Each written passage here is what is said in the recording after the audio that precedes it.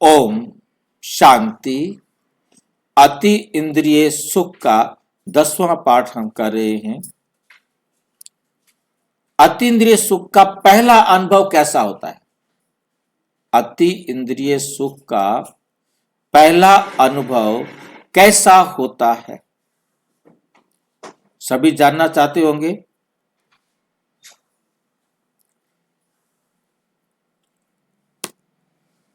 जब आत्मा पहली बार परमात्मा को महसूस करती है,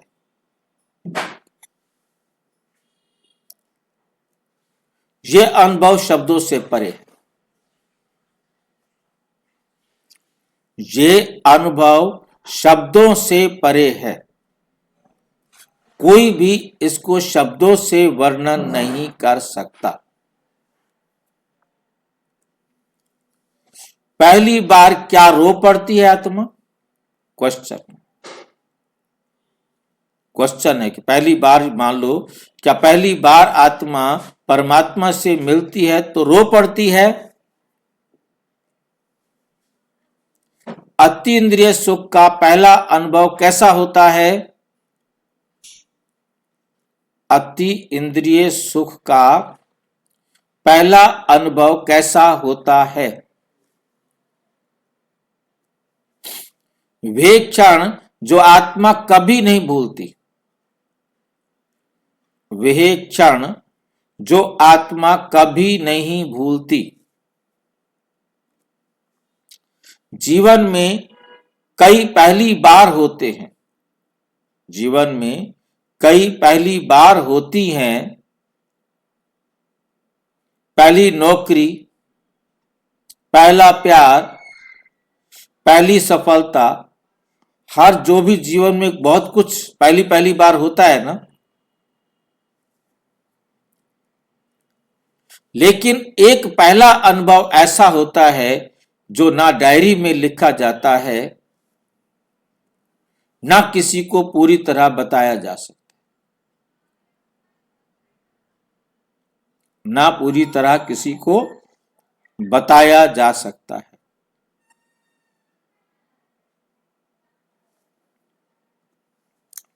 अतीन्द्रिय सुख का पहला अनुभव,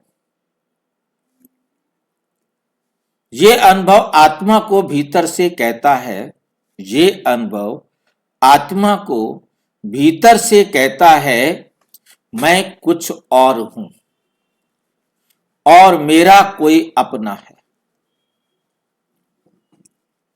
समझ में आया? मैं कुछ और हूं और मेरा कोई अपना है। अति इंद्रिय सुख क्या है? हम बार बार इसको पढ़ने का, समझने का हर बार आ रहा है कि अति इंद्रिय सुख क्या है? जो इंद्रियों से परे है, जो देखने, सुनने, छूने से नहीं, बल्कि आज एक नया शब्द जोड़ा है, बीइंग से मिले। कौन बताएगा बीइंग क्या बला होता है?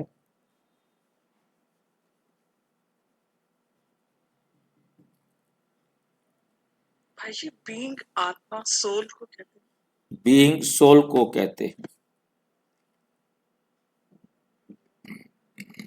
कैसे आपको समझ में आया कि बीइंग सोल को कहा जाना चाहिए? भाई जी, वैसे भी बहुत यूज करते हैं ना, I am being the so person, ऐसे से ह्यूमन सेल्फ के लिए, बीइंग सेल्फ के लिए, ह्यूमन बीइंग। अब ह्यूमन बीइंग में बीइंग किसके लिए आया? ह्यूमन तो शरीर के लिए आ गया और बीइंग सोल। ये ह्यूमन शब्द जो है लैटिन भाषा के ह्यूमस से बना, ह्यूमस मिट्टी, ठीक है ना? तो ह्यूमन बीइंग जीव आत्मा, मिट्टी से बना हुआ शरीर जीव हो गया और बीइंग माना आत्मा हो गया। इसलिए खाली ह्यूमन नहीं बोला जाता, ह्यूमन बीइंग बोला जाता है, जीव आत्मा बोला जाता है। यदि खाली जीव होगा तो आत्मा नहीं है उसमें। जीव जमा आत्मा, ह्यूमन बीइंग, बल्कि होने से, बीइंग से मिले। समझ गए? ये सुख शरीर को नहीं, ये जो अतीन्द्रिय सुख है ये शरीर को नहीं मिलता, मन को भी नहीं, ये आत्मा को मिलता है।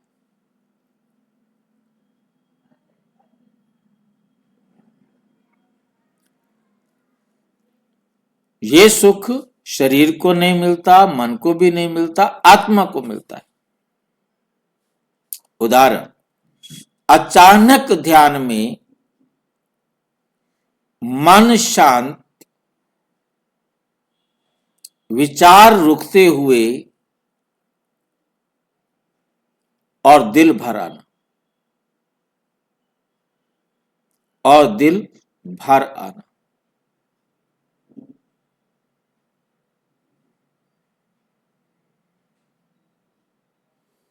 और दिल भर आना। मुरली 2 फरवरी 1968। ये ईश्वरीय सुख इंद्रियों का नहीं, आत्मिक अनुभूति का सुख है। ये ईश्वरीय सुख इंद्रियों का नहीं, आत्मिक अनुभूति का सुख है।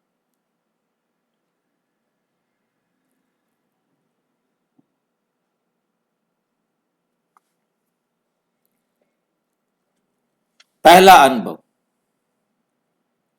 जानबूझकर नहीं होता। कोई सोचे कि आज मैं पहला अनुभव करने बैठूं, जानबूझकर नहीं होता। अतीन्द्रिय सुख का पहला अनुभव ना योजना से आता है, कोई योजना बनाए तो पहला अनुभव हो जाए, ना जोर लगाने से आता है, ना किसी तकनीकी से आता है। कोई टेक्निक नहीं है कि ऐसा करेंगे तो हमें पहला अनुभव हो जाएगा। ये अनजाने में आता है, जब आत्मा ढीली होती है। ढीली माना फ्री।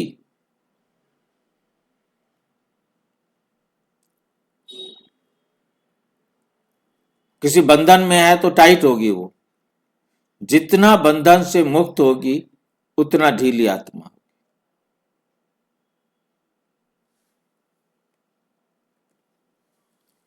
उदाहरण, जैसे बच्चा खेलते खेलते अचानक मां की गोद में सो जाए।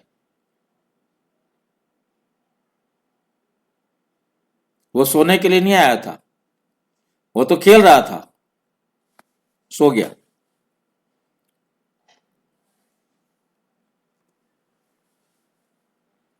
बाबा मुरली में कैसे समझाते हैं। 15 अगस्त 1972 को बाबा ने कहा, जहां प्रयास छोड़ याद में स्थित होते हो वहां अनुभूति होती। प्रयास माना कोशिश। जहां आप कोशिश कर रहे हैं कि मैं बाबा को याद करूं, अब आप कोशिश नहीं कर रहे हो, आप याद में स्थित होते हो और आप बाबा की श्रीमत पर थॉट चलते चलते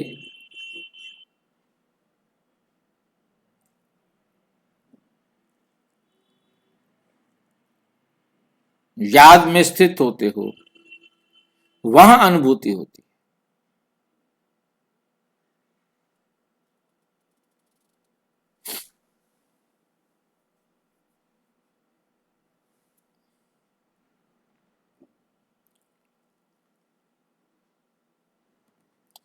पहला अनुभव कैसा होता है? हर आत्मा के लिए अलग। हर आत्मा का अनुभव अपना अपना होता है। परंतु कुछ समान लक्षण होते हैं। नंबर 1, गहरी शांति। ऐसी शांति जो शब्दों में नहीं आती, जो सवाल नहीं पूछती,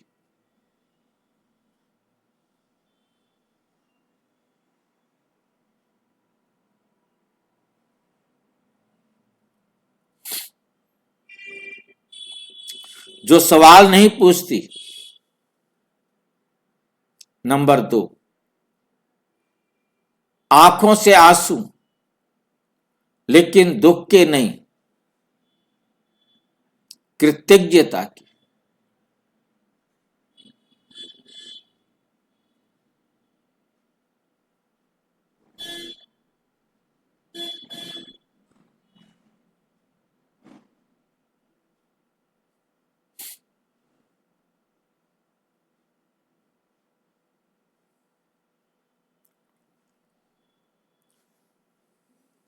हल्कापन, जैसे वर्षों का बोझ सिर से उतर गया हो।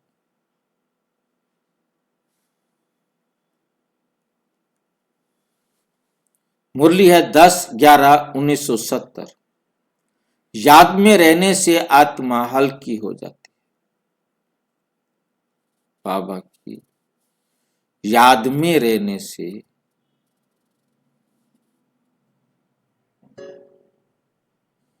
आत्मा हल्की हो जाती।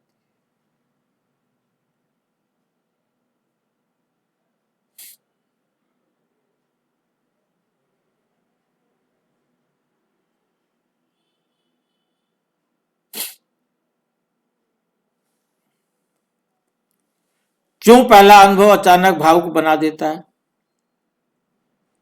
क्यों पहला अनुभव अचानक भावुक बना देता है? क्योंकि आत्मा बहुत समय बाद अपने मूल स्रोत को पहचानती है, इसलिए वो भावुक हो जाती।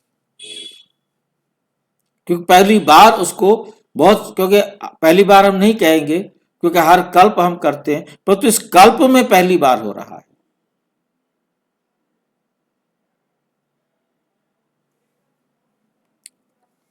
उदाहरण जैसे बिछड़ा हुआ बच्चा अचानक पिता की गोद में पहुंच जाए। भाव इसलिए नहीं आते कि वो कमजोर है, भाव इसलिए आते हैं कि हम घर पहुंच गए।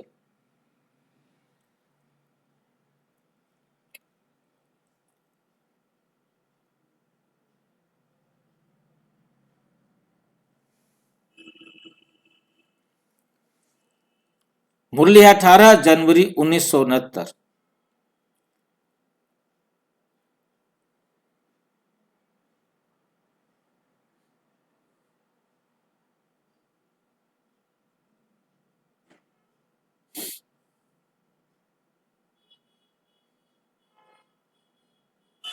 ये आत्मा और परमात्मा का मिलन है। आत्मा और परम आत्मा का मिलन है।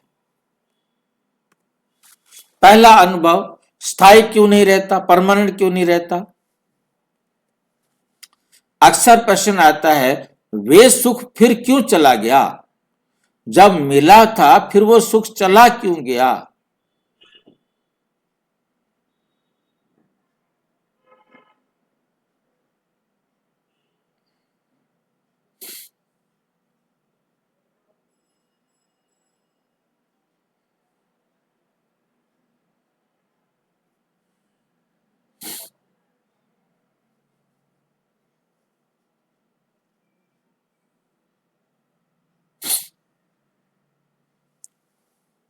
वे सुख फिर चला क्यों गया? उत्तर, क्योंकि आदतें पुरानी हैं।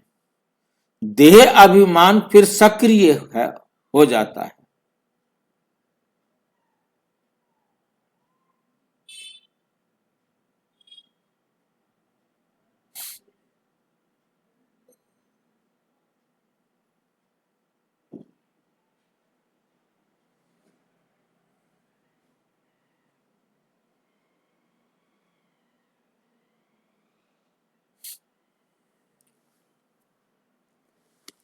मन बाहर चला जाता है, लेकिन वो अनुभव बीज बन जाता है। वो अनुभव क्या बन जाता है?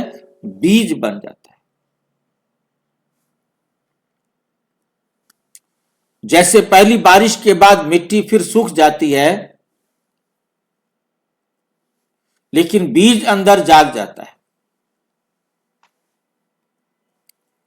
मुरली, अभ्यास है, स्थिति बनानी है। अभी अभ्यास है कि स्थिति बनानी है।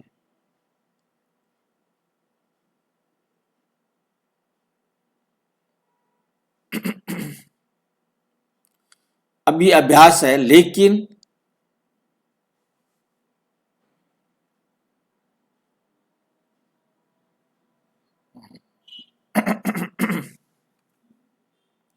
स्थिति बनानी है। अभी अभ्यास है, स्थिति बनानी है।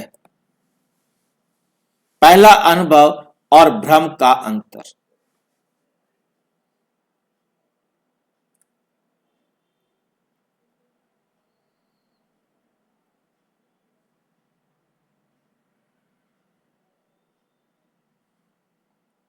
पहला अनुभव और भ्रम का अंतर।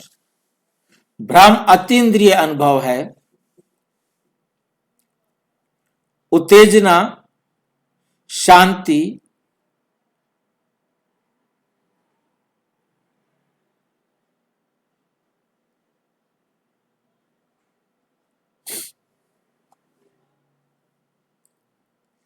उत्तेजना, शांति। यहां पर हम आज करेंगे अभी पहला अनुभव और भ्रम में क्या अंतर है। तो यहां भ्रम ऊपर लिखा है, अतीन्द्रिय अनुभव नीचे लिखा है। तो हम इन दोनों में देखेंगे। भ्रम ऊपर लिखा है, वो ऊपर वाले के लिए होगा। अतीन्द्रिय नीचे लिखा है, नीचे वाले के लिए होगा, क्योंकि कलर चेंज नहीं किए, नहीं तो और आसान हो जाता।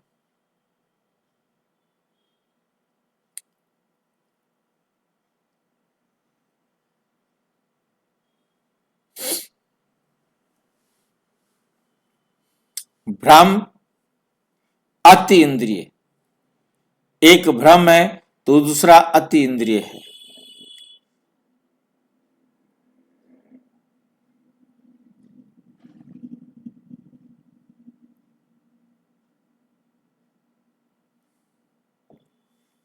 भ्रम, अतीन्द्रिय अनुभव, उत्तेजना, शांति। भ्रम में उत्तेजना है, परंतु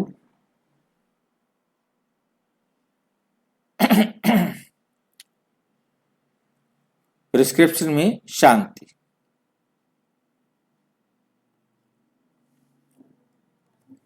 कल्पना, स्थिरता। उसमें कल्पना है और उसमें स्थिरता है।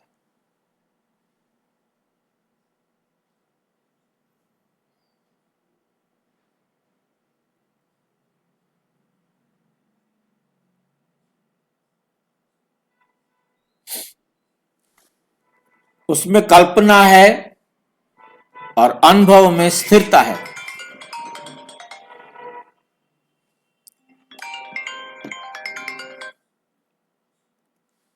अतीन्द्रिय सुख के बाद मन थकता नहीं, भरता है। जब अतीन्द्रिय सुख मिलता है। हेलो।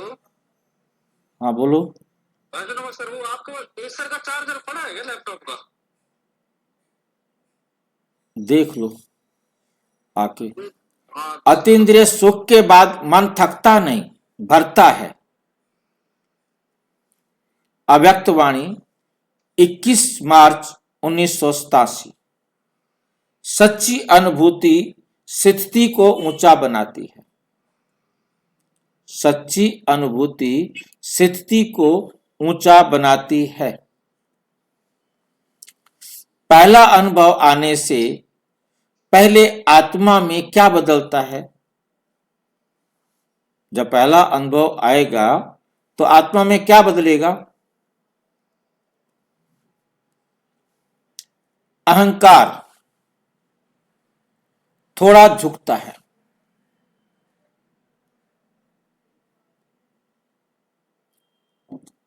मन सुनने लगता है, आत्मा खुलती है, अहंकार थोड़ा झुकता है, अपेक्षाएं कम होती है, मन सुनने लगता है, आत्मा खुलती है। उदाहरण, जैसे सूखी जमीन पहली बारिश को स्वीकार करती है,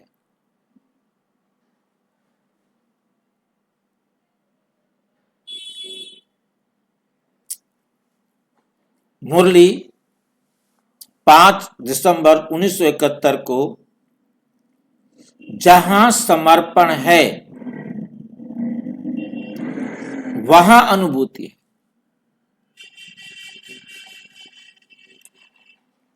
जहां हम पूरी तरह समर्पित हो जाते हैं वहां अनुभूति है। समर्पण नहीं तो अनुभूति भी नहीं।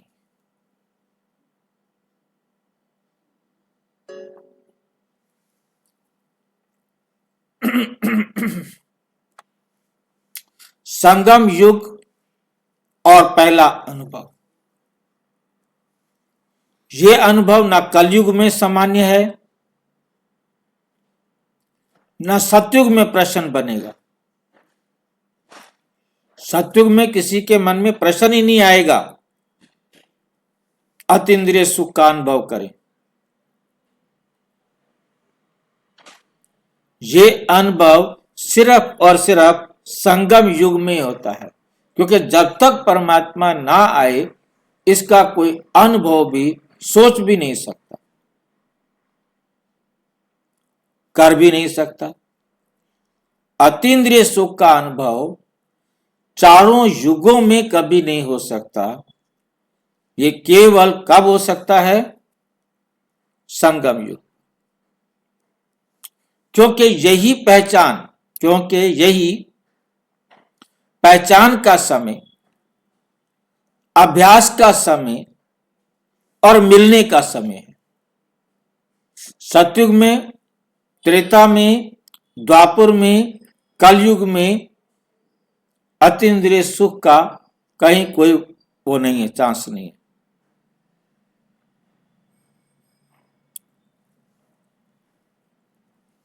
मुरली है 2 अक्टूबर 1966।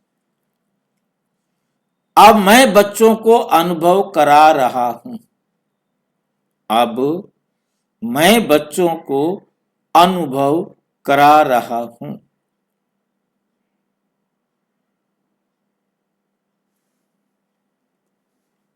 निष्कर्ष, पहला अनुभव क्या सिखलाता है?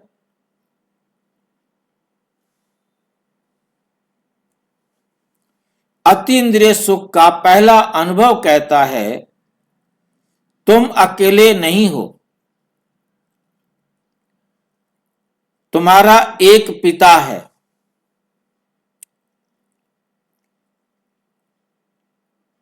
तुम अकेले नहीं हो, तुम्हारा एक पिता है, सच्चा सुख संभव है, यही रास्ता सही है। ये 4 बातें कैसे किसको अनुभव होती हैं वो निर्भर होगा। ये अनुभव मंजिल नहीं लेकिन दिशा जरूर है कि इसी रास्ते पर चलना है, इस बाबा के रास्ते पर चलना है, इसी पर ही हमारा कल्याण होना है। अंतिम संदेश, यदि आपने ये अनुभव किया है तो उसे पकड़ने की कोशिश मत कीजिए कि मुझे फिर वही हो। उसे सोच भूल जाओ। बस बाबा की याद को बढ़ाओ।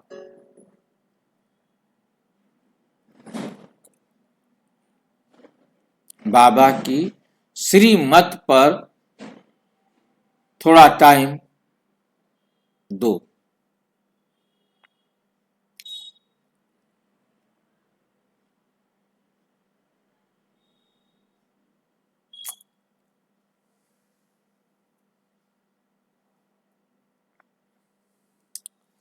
और यदि नहीं किया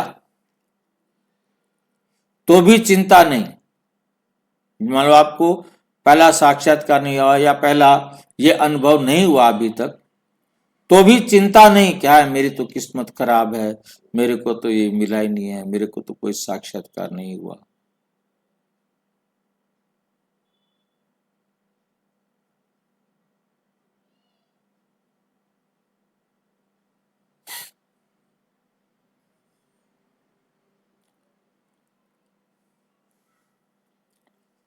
तो भी चिंता नहीं करनी है। बाबा कहते हैं हर सच्चे बच्चे को एक दिन अनुभव अवश्य होगा। सच्चे बच्चे को अभी नहीं हो रहा तो एक दिन अवश्य होगा।